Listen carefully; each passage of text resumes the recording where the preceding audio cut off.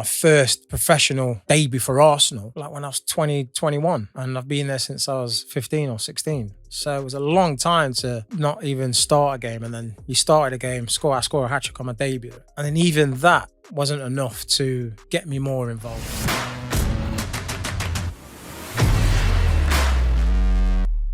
I mean, what would you put down your reasons for it not working out at Arsenal? I probably, because Arsenal's a strict kind of, straightforward guy. And I would say probably off the field antics.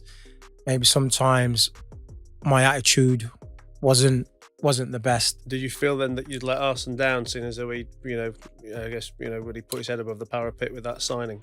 I wouldn't say I felt like I let him down, because there's times when frustration started to creep in, where I would never really have any verbal conversations of what's my progression, what's his plans for me. It was just, kind of left to my own devices, really.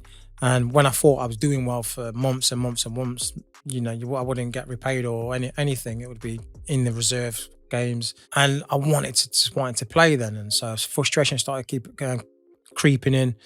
On a Saturday, you're not in the squad. So then what you do, you go out. If you're not playing, you're not in training Sunday. So then you would go out. And then it kind of got into the, well, I'm not really wanted. So them habits started creeping in of, well, if I'm not playing, what else am I going to do? I mean, what did you want Arsene to say to you?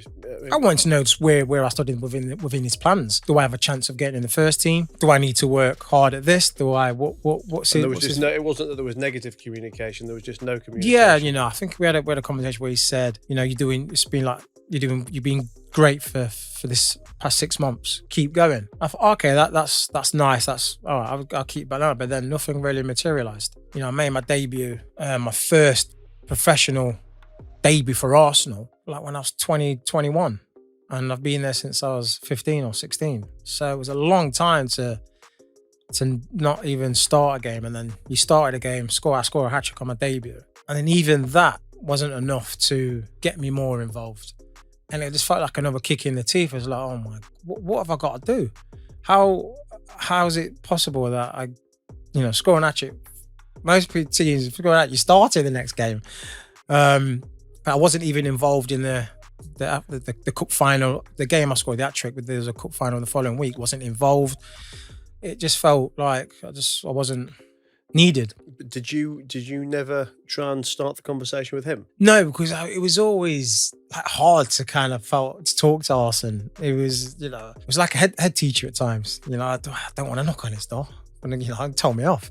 So I didn't, and that's kind of that's the way I am. I really don't like confrontation. Did you talk about it with the other players?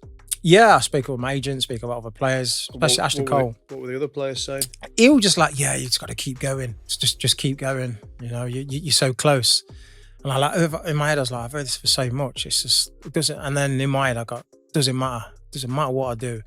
And obviously being diagnosed with ADHD when I was 30, last year, I was battling that all the way through my career as well, all the way from my childhood, all the way through my adult life, and not knowing. So when things weren't going well and that frustration started kicking, like the ADHD would take over and think, just do this, just take this risk, just do that. And then that's when these bad decisions start coming in and the mistakes off the pitch, which then probably Arsene will go, yeah, this is why. But he was just getting himself into a bad circle.